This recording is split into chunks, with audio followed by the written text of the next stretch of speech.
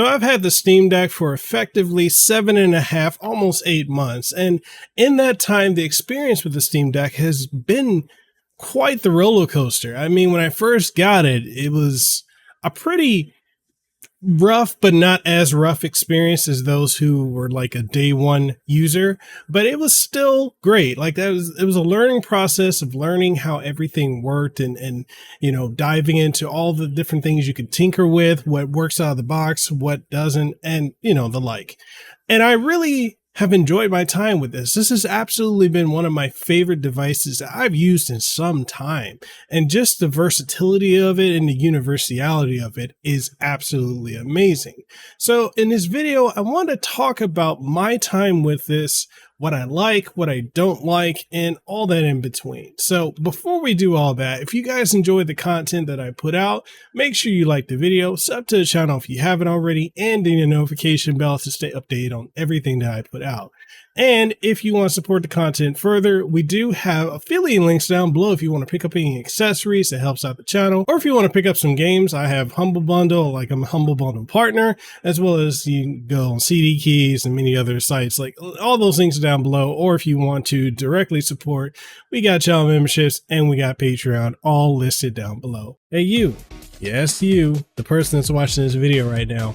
I want to talk to you about a couple things that I think are really going to be beneficial to you, and it's none other than 3 products from UGreen that I think really are pretty beneficial. And the first thing I want to talk about is this USB-C hub from UGreen. This is actually a phenomenal hub for a couple of reasons. One, I love the build quality on it. Other cool things about this is it's got a gigabit Ethernet input as well as HDMI 2.0, and you also have the 100-watt power pass-through delivery, and you've got 2 USB 3.0s as well as a micro and standard SD card reader on this.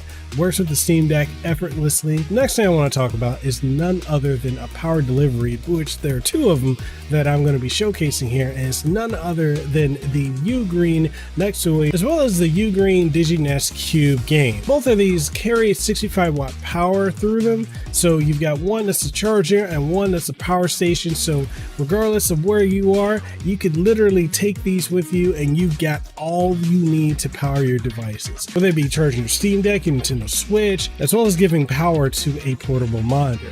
These devices are so compact, well built, and they can just fit right easily on your desk. If you're interested in picking them up, and I strongly urge that you do, I'll have links down in the description below along with a code to get you an exclusive discount. So make sure you go check those out, and if you do pick it up, hey, tell them Mikhail sent you. All that being said, let's go ahead and dive into this video. So without further ado, throw that shuriken and let's transition to the other scene. All right, so off the top, I want to talk about the general experience that I've had. When I got this back in early to mid-April, I want to say that it was really like when I first held it, I'll be honest, I really didn't get to play it. So I know you might be wondering, like, what the hell is he talking about? You didn't really get to play it. That's all because of doing a full-time dad thing and having all my kids running around. I really didn't get the chance to really spend time with the Steam Deck until maybe a week and a half after. So like mid to late April, that's when I got around to really getting to dive into it and using it. And I really, like, my first experience with it, I was like, man, this is cool, but then it had a lot of jank, and it's a first generation product. So typically you're going to expect a lot of jank to come with it. And I just like, there's certain things that happen with it. Like if I put it in sleep mode and I tried to wake it up, sometimes it wouldn't wake up whatsoever. And the screen, I had issues with like the screen really like warming up when it's in sleep mode. And when I couldn't wake it, I just had to force power it on and off. It was rough, right? And then they also had issues with like a lot of the games not running properly. And, aspect ratio, especially when it came to docking. And then there was a whole thing where people were experiencing USB-C hubs bricking their Steam Decks, right?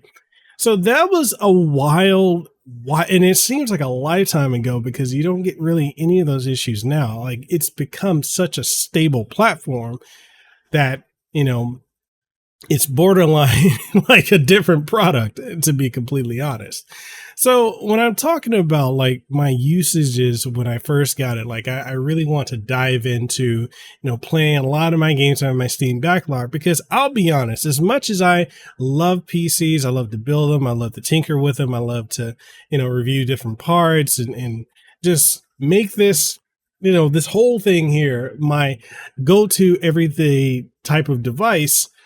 The problem with that is when it comes to gaming, especially as I've had my kids, I don't really have the time to really just sit here and devote to it as I used to.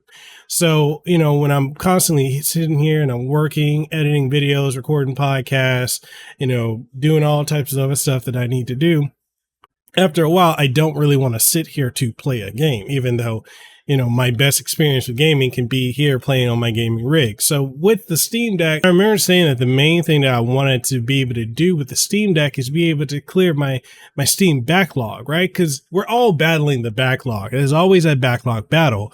But what I really wanted to do was just be able to play the games that I know I had. Like I constantly have games, like games I get review codes for, games I bought on Steam sale, because you guys know how it is. Every time there's a Steam sale, you're always going to be buying games because, well, they're cheap compared to other platforms, and they usually run the best on PC. So, I amassed hundreds upon hundreds of games, if not thousands of games, and I just didn't want to sit at my computer and play them.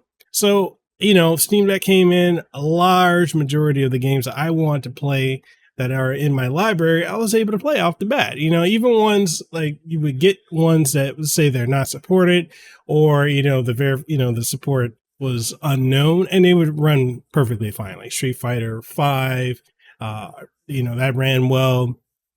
Street Fighter 4. Like I play a lot of fighting games, so pretty much all the fighting games I wanted to play, plus the shooters like BioShock and Doom, they all ran fine, and I didn't have any problems with that. So it you know it it was an okay experience. But then I got to the point I was like, man, what happens if I want to get to, my emulation? Because here's the thing, like I wanted to pick up the Polymega. Like when I was at E3 of 2019, I got to experience the Polymega, hands-on. I've got this whole physical collection of games here to my left.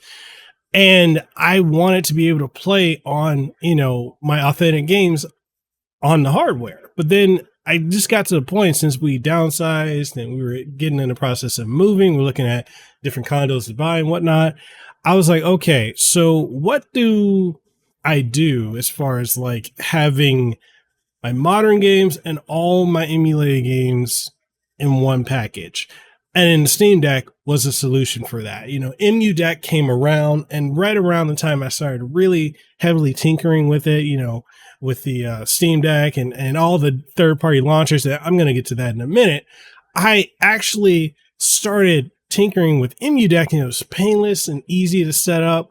And I got my ROMs on there and everything, my ROMs, my ISOs, everything was running fine, with the exception of some of the CD-based consoles were kind of giving me a little bit of a problem, like Sega CD, Sega Dreamcast, PlayStation 1 and 2 were kind of rough initially, but they've since been pretty flawless ever since.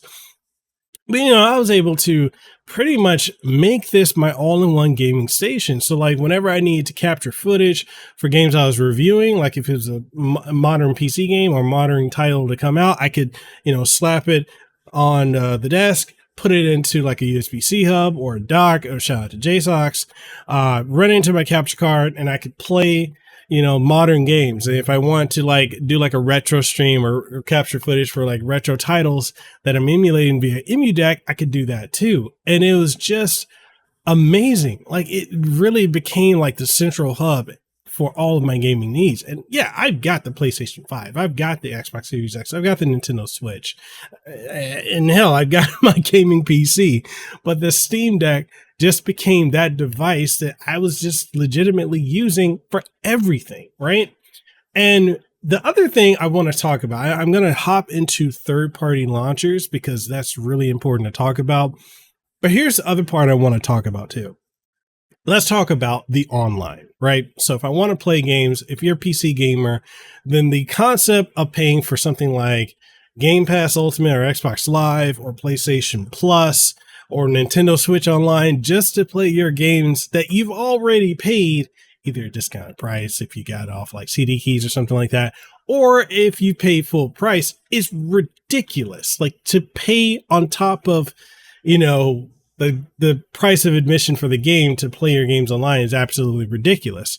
And so one of the things is like almost every game that I wanted to play, I could play it online. So if I wanted to play Final Fantasy 14, because I'm a big Final Fantasy 14 fan, you know, I was able to play, you know, Shadowbringers all the way up to Endwalker, all from my Steam Deck. I don't have to pay for the online, other than, I know that's kind of a weird example, but it's an example of playing a multiplayer game on this device, right? Massive multiplayer online. The main thing you pay for that is the subscription for the MMO. Anyway, let me give you a better example, right? So like playing games like fighting games, like I was able to play Kingdom Hearts 15, Kingdom Hearts 14, 98 Ultimate Edition, what was it, Final Match, as well as KOF 2002 Unlimited Match, and then also playing Street Fighter, like I've got the Street Fighter 30th Anniversary Collection, Street Fighter 4, or Ultra Street Fighter 4, Street Fighter 5, you know, other games like Fighting EX Layer, like all my fighting games run flawlessly, and online was just near perfect. You know, even if I was using 5 gigahertz Wi-Fi, which I have 5 gigahertz and 2.4 gigahertz, or if I was running it directly into LAN, it was just an awesome experience, and I can just jump in. And here's the other thing too, about the online aspect of the Steam Deck is the fact that the Steam Deck also has a microphone built into it. So like you can literally chat, just like if you're playing the game, you can literally just start talking, or, you know, plug in your headphones and start talking because there's a built-in microphone. I'm not saying it's the greatest, it's really not, but it's still something that's built into it. Like that's really cool. You're so used to like the PlayStation being the only controller with like a microphone input on it, because the Xbox and Switch controllers don't have that.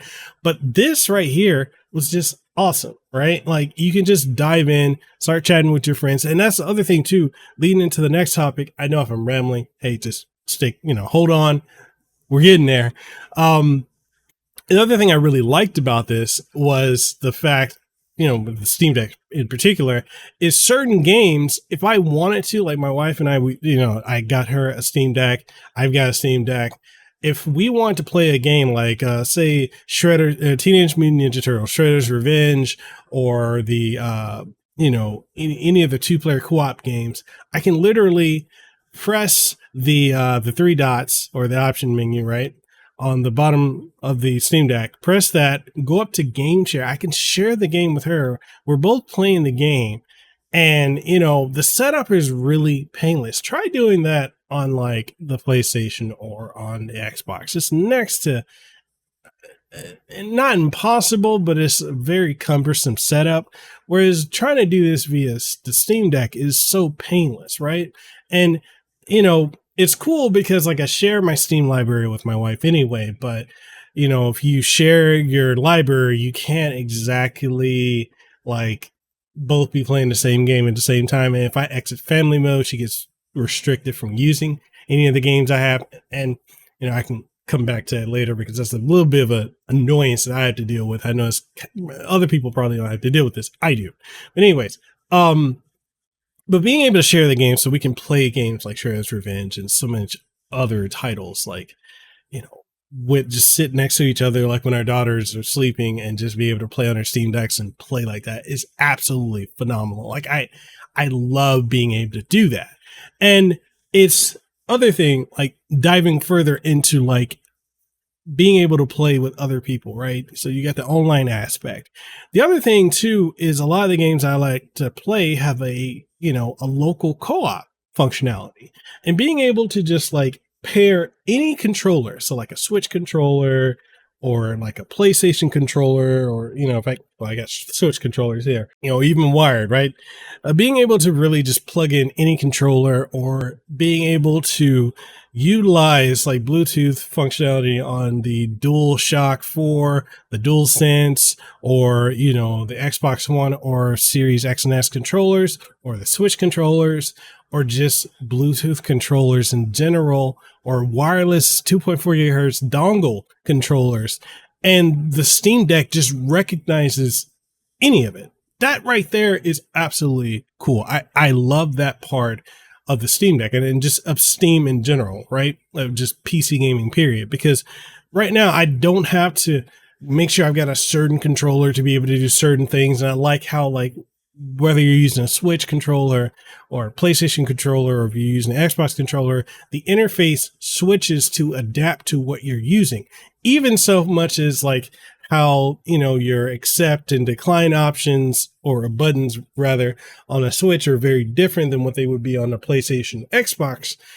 It replicates that so that you get that same authentic feeling. And a lot of games allow you to switch the direct input for your games to showcase what controller you're using. And I absolutely love that too. And speaking of the DualSense controller, one of the other things like I absolutely love about that is the fact that, like, certain games, especially Sony, the Sony games, allow you to utilize the DualSense haptics. I mean, of course, you've got to be directly connected via, USB into the controller, into the Steam Deck, but you still get those functionalities that the DualSense offers.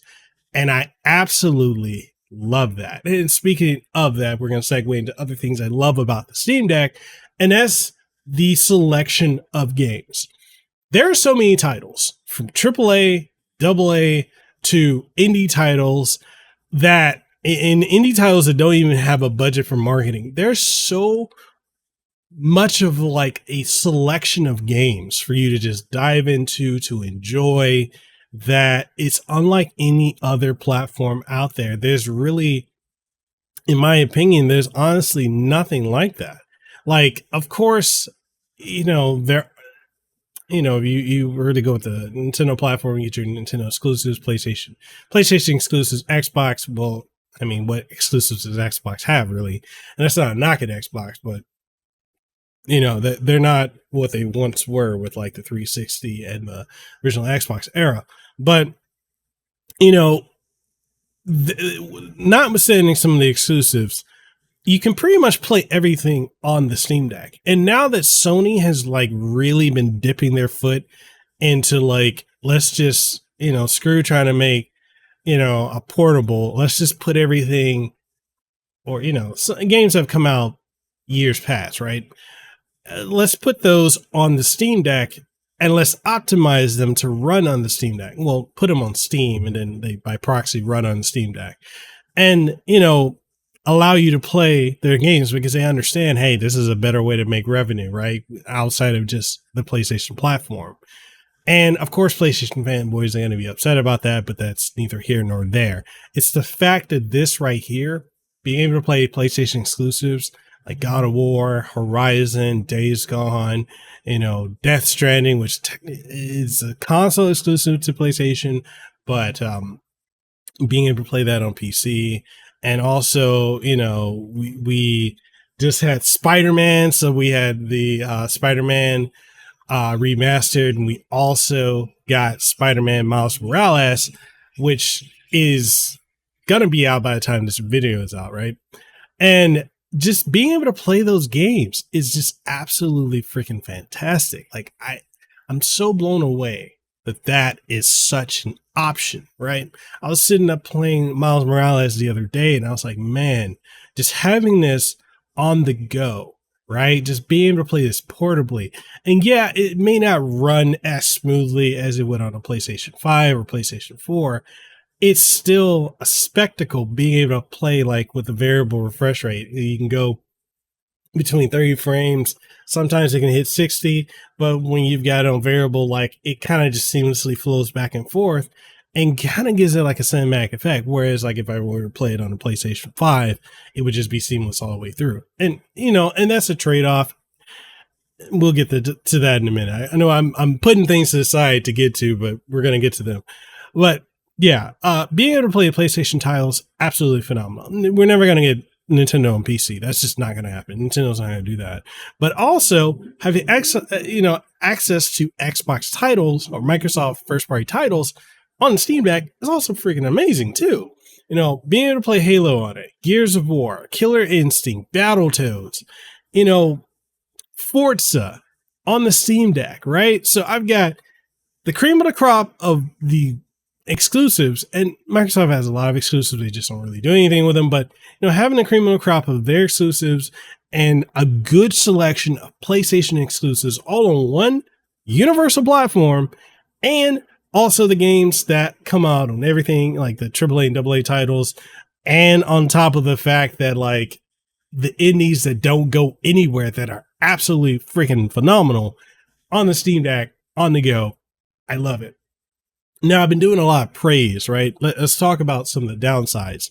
Well, actually, before we dive into that, let me throw one more positive. The docking experience, right? The docking experience, I guess this will go into both the positive and the negative part as well. So bear with me.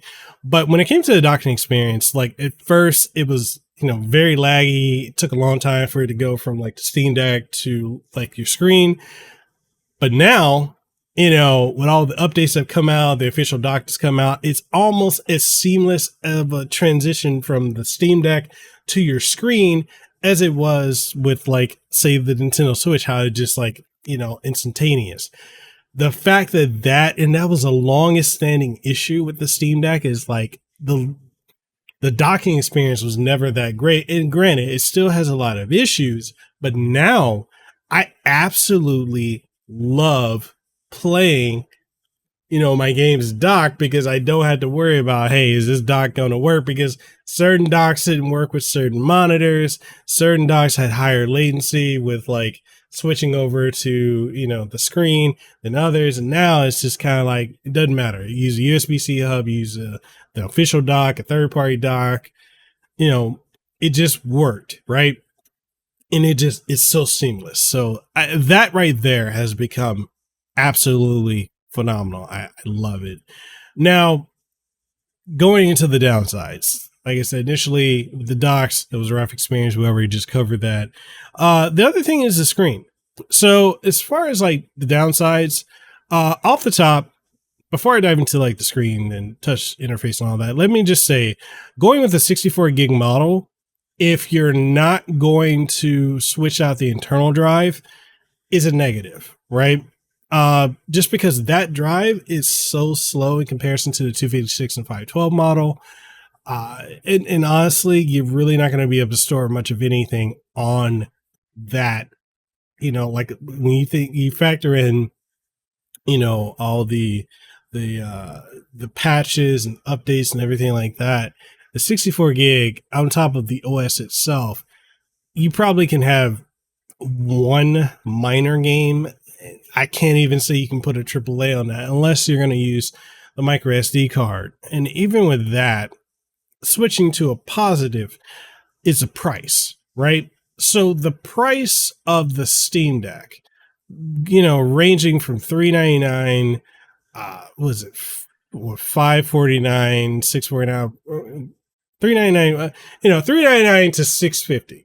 Let's just say that this is a spectrum of the three options you have, is cool because it's $100 more than the base standard, V2 Nintendo Switch, $50 more than the Switch OLED, and it's about roughly $100 less than the PlayStation 5 with the disc and the Xbox Series X. Now, the discless PlayStation 5 and the Series S prices always fluctuate, but it's within the realm of them, a little bit above. But that right there, affordable price, and you've got so much you can do with it. Again, going back to the negative is the fact that hard drive, internal drive on the 64 gig is not the greatest. And that's something like, if you can just get a terabyte card, you can work with it, easily. But yeah, I wouldn't go with that. If I really had to choose, I would say just like get the 256 gig and go from there, and then you'll be fine. But beyond that, that 64 gigs is not going to last you at all. I mean, we're at a point now, 128 gig phone doesn't last you. A 32 gig to 64 gig, tablet or iPad doesn't last you. So, I don't know. I wouldn't go with that particular model.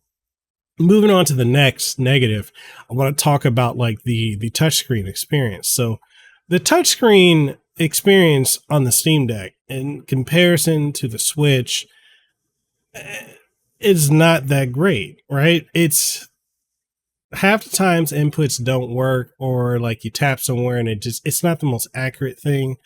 And while you can use like the touch pads to like move the keys around or move around and touch the keys in a unique way, it's not it's still not ideal. It's better now than what it was before, but it's still like I wouldn't make that the way that I would, interact with the interface of the Steam Deck. So the touchscreen is rough.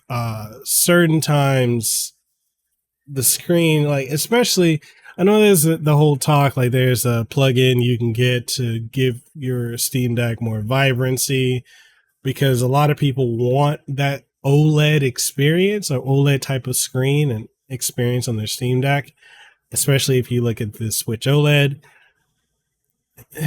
Here's the thing. I mean, I don't really care about that. I know a lot of people do. I personally don't. You can get that plugin and it'll, I guess, give it. I haven't really tampered with that plugin because I don't really care about, whether I have a regular IPS or a OLED screen. But, you know, yeah, I will say that when you put it next to the Switch, it does look rough. But at the same time, the trade-off is you do get a little bit better battery life with it having the panel it has than having a OLED screen. Now, granted, future revisions are probably going to include an OLED screen or like a better IPS screen. But for right now, I mean, that's the negative that I see a lot of people talk about. I don't personally care. But yeah, that's one of the things. Beyond that, too, is the issue, and I believe they're going to fix it with this upcoming update, and that's the ability to use the docks that have like the SSD input, right? So you can mount an SSD card, in it within these docks, and then like attach your Steam Deck. So JSOX has one, as do several other third-party companies, and so you have to run a script. But I believe with this upcoming update, it's going to bypass it and just read it, which is going to be great if you want to have all your games stored on the Steam Deck on this SSD card so that you can just access it. So like retro games and bigger titles, that's cool. But for me, it doesn't, I don't really care about that, although I know a lot of people do. And mainly because I'm if I'm going to play games that are going to require that much storage, I'm just going to play them on my PC, right? I want to be able to pick up the Steam Deck and go. I don't want to have to unplug and take that, dock with me here, there, everywhere, just for that feature. So that's one negative. And then we can talk about the official Steam Deck dock, and it's the fact that the power supply only being 45 watts, and the fact that they make you pay for the dock with the power supply. They don't give you an option of just getting the dock. That's negative too, because if you start using like external hard drives and such like that, that 45 watts is not going to give enough power delivery to maintain your Steam Deck and also power these other devices, especially with these being USB 3.1s or 3.2s, I believe.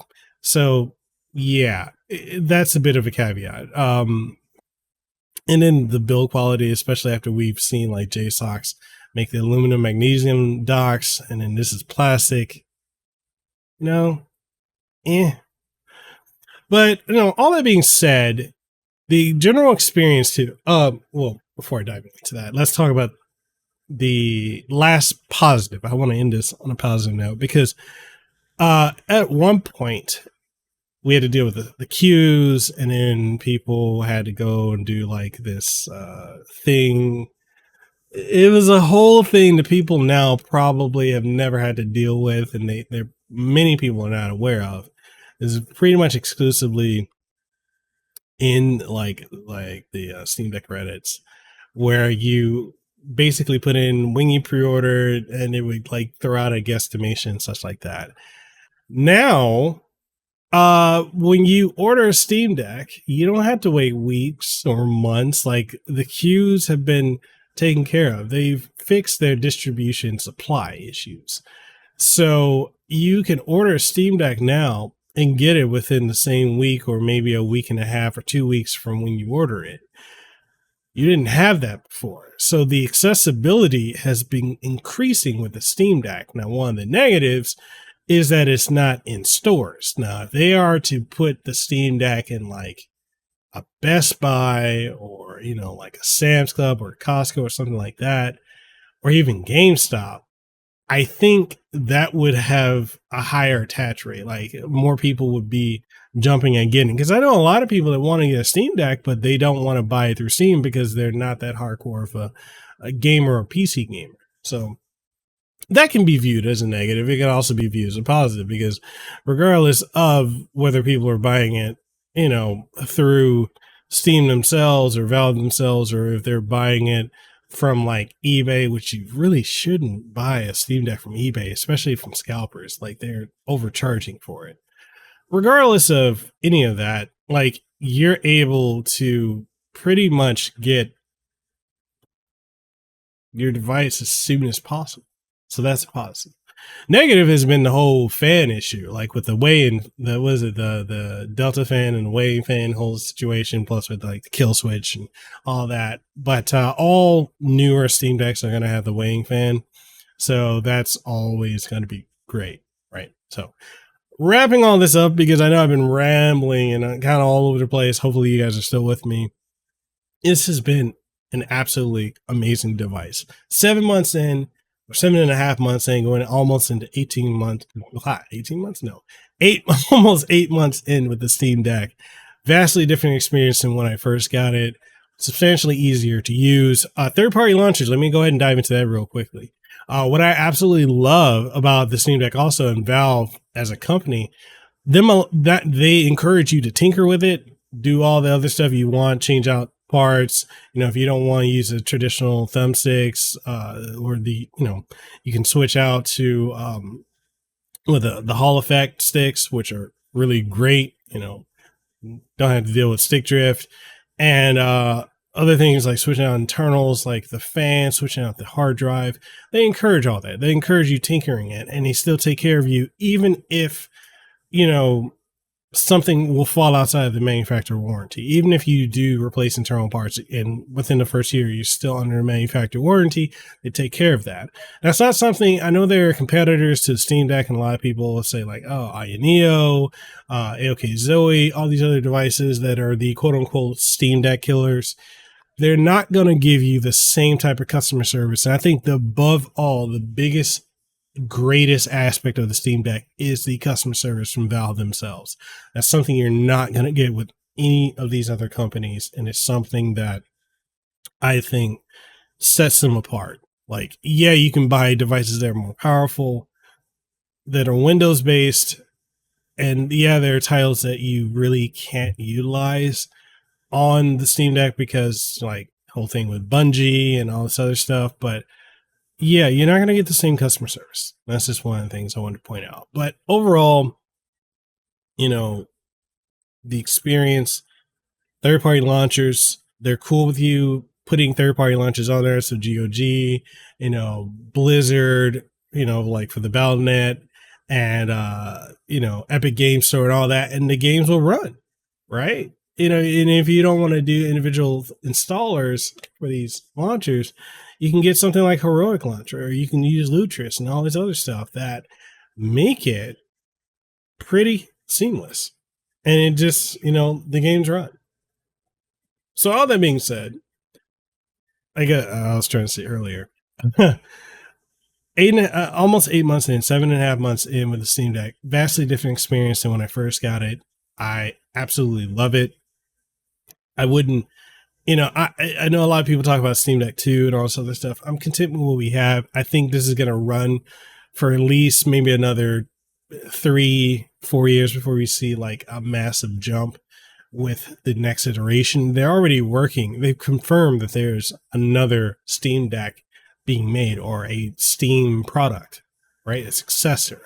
So you don't have to worry about, oh, this is going to fizzle out. Because that's one of the things, like, a lot of the big content creators and a lot of people were skeptical of is the Steam Deck worth investing in or dealing with? And yes, it is. You know, it's blown the expectation. They've sold over 1 million Steam Decks worldwide. It is something that they are selling hardware wise at a loss, but on the same token, they're doing very, very well. Like, the whole point of it, yeah, they're making a loss. They're selling at a loss hardware wise. They make up for it in software. They're doing effectively the same thing that Xbox is doing, or Microsoft's doing, the Xbox.